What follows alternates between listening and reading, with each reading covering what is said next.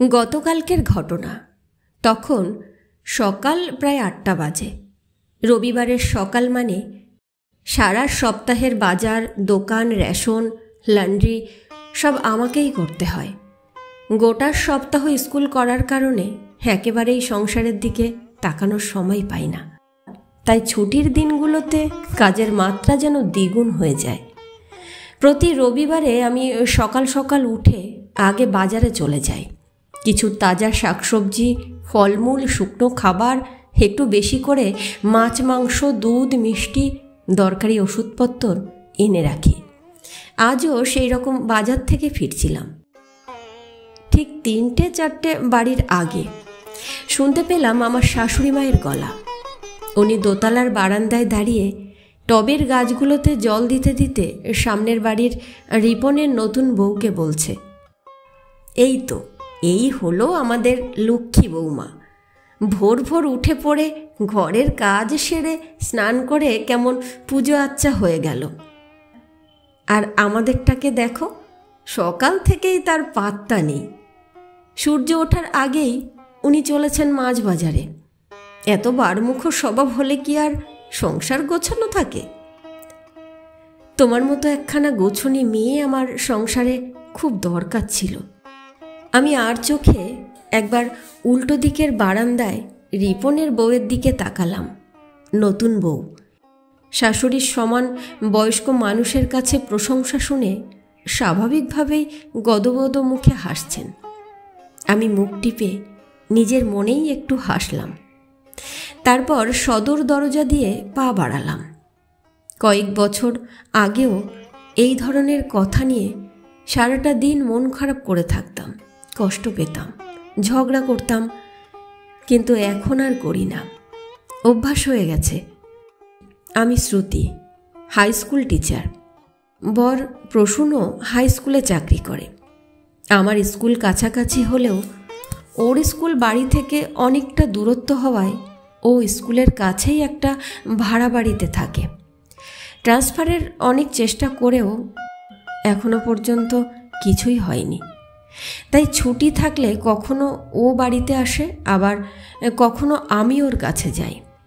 বাড়িতে আমি আর আমার বিধবা শাশুড়ি মা থাকি। তাই রোজের দোকান বাজার সহ সমস্ত বাইরের কাজ, ঘরের কাজ আমাকেই সামলাতে হয়। বিয়ের পর থেকেই শাশুড়ি মায়ের একটা অদ্ভুত স্বভাব লক্ষ্য করতাম।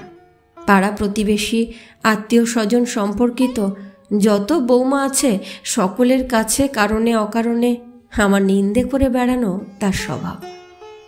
সেবার আমার মামাতো দেওরের বিয়েতে গেছি শাশুড়ি মায়ের সঙ্গে। স্কুলে মাধ্যমিক পরীক্ষা চলার কারণে প্রসূন 2 সপ্তাহ আসতে পারেনি। শুনলাম মাস্তুতো যাকে আমার শাশুড়ি মা বলছে, তোমরা দুটিতে কেমন সুন্দর সেজেগুজে ঘুরছ, দেখে মনটা জুড়িয়ে গেল। আর আমার ধ্যাং ধ্যাং করে বেড়ানো বউটা আমার ছেলেটাকে বাঁধতেই পারল না। ছেলেটা আমার বিয়ে উপলক্ষেও বাড়িতে এলো না, জানো। আশ্চর্য। সে তার কর্মসূত্রে বাইরে থাকে, আর আমাদের মধ্যে বোঝাপড়াও একদম সহজ স্বাভাবিক। এখানে বাধা খোলার ব্যাপারটা কেন এলো আমার মাথায় ঢুকলো না। আরেকবার বড় পিসে শ্বশুরের শ্রাদ্ধের সময় পিসির জায়ের বৌমার চিবুক ধরে চুমু খেয়ে বললেন, কি লক্ষ্মী মেয়ে, এসেই কেমন সুন্দর প্রণাম করলো। রান্নাবান্নাও সব করে শুনেছি। তা তোমার শাশুড়ি মায়ের কপাল ভালো। আমার কপালে তো আর ভাতে ভাত ছাড়া ভগবান কিছুই লেখেন না, তাও আধসেদ্ধ আধ কাঁচা।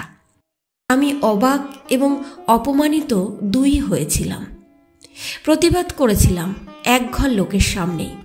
বলেছিলাম, একটা সংসারের যাবতীয় কাজ একা হাতে সামলে দূরে থাকা নিজের মানুষটার চিন্তা করে নিজের স্কুলের টেনশন মাথায় নিয়ে রোজ বাসে ট্রেনে যাতায়াত করেও আমি কিন্তু আপনার জল খাবার, প্রেশারের ওষুধ, দুপুরের খাবার টেবিলে রেডি করে রেখে যেতে ভুলি না। নিজের টিফিন গুছিয়ে নেওয়ার সব দিন সময় হয় না, তবু আপনার জন্য রোজ ফলটা কেটে গুছিয়ে রাখি।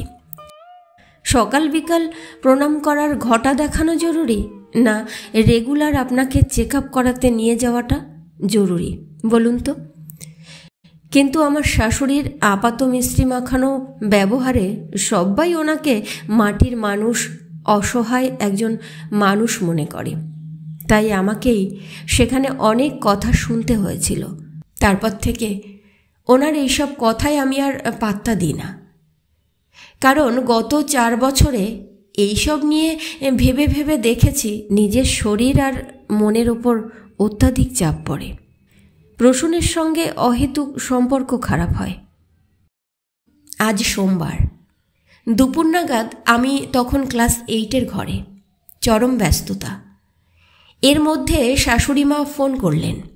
ক্লাসে ফোন অ্যালাউড নয়, তবুও বয়স্ক মানুষটা একা আছেন বলে বাইরে এসে রিসিভ করতে বাধ্য হলাম। ফোন ধরতেই উনি গোঙাতে গোঙাতে বললেন, শ্রুতি তাড়াতাড়ি বাড়ি এসো, আমার পেটে অসহ্য যন্ত্রণা হচ্ছে, একদম থাকতে পারছি না, ভীষণ মাথা ঘুরছে, আমার শরীর কেমন যেন করছে। আমি ছটফট করে উঠে বললাম, এখনও তো আমার ট্রেনে যেতে কম করে 1 ঘন্টার সময় লাগবে মা। তুমি এক কাজ করো, তুমি রিপনের বউকে একবার ডাকো। আমাদের বারান্দা থেকে ওর ঘরের জানালা একদম মুখোমুখি, ওকে আসতে বলো। আমি ওকে ফোন করে বলে দিচ্ছি কোথায় সব ওষুধ আর ওআরএস আছে। ও তোমাকে ঠিক ঠিক ওষুধ দিয়ে দেবে, আমি তার মধ্যেই পৌঁছে যাব। একদম টেনশন করো না, আমি ফোনে যোগাযোগ রাখছি, কোনো অসুবিধা হলে আমাকে ফোন করবে, কেমন? নিজে পড়লাম কি মরলাম সেই মুহূর্তে ভাবিনি। 1.5 ঘন্টায় পড়ি মড়ি করে বাড়িতে পৌঁছালাম। কিভাবে পৌঁছেছি সে আমি একমাত্র জানি। এর মধ্যে রিপনের বউকে 25 বার কল করেছি, একবারও রিসিভ করেনি। ফলে চিন্তাটা আরও বেড়ে গেছে। অল্টারনেট চাবি দিয়ে দরজা খুলে ভেতরে গিয়ে দেখি শাশুড়িমা যন্ত্রণায় ছটফট করছে। ঘরের মধ্যে জামা কাপড় বিছানা চাদর সব নোংরা করে ফেলেছে। আমি তাড়াতাড়ি করে সমস্ত কিছু পরিষ্কার করে কাঁচা কাপড় পরিয়ে পরিষ্কার বিছানায় ওনাকে শুইয়ে দিলাম। সঙ্গে সঙ্গে অ্যান্টাসিড, ওআরএস সহ যাবতীয় যা কিছু দরকার চালু করে দিলাম। বিকেলে খানিকটা সুস্থ হলে জিজ্ঞাসা করলাম, আপনি রিপনের বউকে ডাকেননি কেন? এতটা সময় একা একা ছিলেন, একটা বিপদ ঘটে গেলে কি হতো বলুন তো? আচ্ছা, ও কি মায়ের বাড়িতে গেছে? এতবার ফোন করলাম, ধরল না। শাশুড়িমা বললেন, হাতে পায়ে ধরেছি একটিবার আসার জন্য, কিন্তু ওর বউ আমতা আমতা করতে লাগলো। বলল, আপনি বাড়িতে একা আছেন, যদি একটা বিপদ আপদ কিছু হয়ে যায় তখন আমার উপর দায় এসে পড়বে, আর আপনার এমার্জেন্সি হলে আমি কি করব? আমি তো ঔষধের দোকান, ডাক্তার, হাসপাতাল কিছুই চিনি না এখানে, আর আমরা আপনাদের কেউ হইও না। শুধু শুধু কোনো একটা ঝামেলা হয়ে গেলে আমার বাড়িতে আমাকে খুব বকাবকি করবে। এত করে বললাম, তবুও একবার এলো না। বোঝো তাহলে, আপন লোক আপনই হয়, পর কি কখনো আপন হয়? আমি মৃদু হেসে বললাম, আপনি বুঝুন, এবার একটু ভালো করে বুঝুন। ঘরের বউয়ের নিন্দা কখনো পরের বউয়ের কাছে করতে যাবেন না। ঘরের বউটা আপনাকে মা বলে ডাকে, পরের বউটা নয়। আপনাকে রেগে গিয়ে হোক, শ্রদ্ধা করে হোক বা অশ্রদ্ধা করে হোক, ভালোবেসে হোক বা অবহেলা করেই হোক, কোলে দুটো ভাত, অসময়ে সেবা আর শরীর খারাপের যত্নটা কিন্তু ঘরের বউই করবে, সামনের বাড়ির বউ কিন্তু নয়। তাই বাড়ির বউয়ের থেকে ভালো আচরণ পেতে হলে তার সঙ্গে ভালো ব্যবহারটা করুন। তার নিন্দে মন্দ করে অন্যের মন রাখতে গিয়ে নিজের ক্ষতিটা করবেন না। নিজের ভালো তো পাগলেও বোঝে, তাই না?